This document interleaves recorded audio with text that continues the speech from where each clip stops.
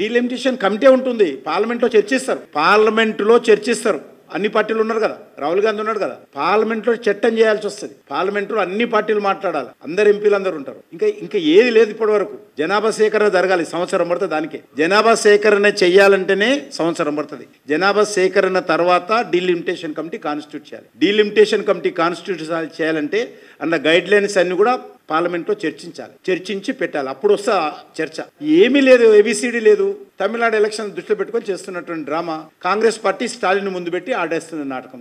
ఆ నాటకంలో కేటీఆర్ కూడా ప్రముఖ పాత్ర పోషిస్తూ పోయిండు. ఏదైనా పార్లమెంట్లో మాట్లాడవచ్చు కదా, అడిగినప్పుడు, అవసరం వచ్చినప్పుడు, చర్చ వచ్చినప్పుడు. ఇంకేం లేదు కదా. ఎందుకు ఇప్పుడు ఆల్రెడీ మేము కర్ణాటకలో ఉన్నాము, ఆంధ్రప్రదేశ్లో ఉన్నాము, పుదుచ్చేరిలో ఉన్నాము, తెలంగాణలో ఉన్నాము. భారతీయ జనతా పార్టీ సౌత్లో మేము పెరుగుతలేమా?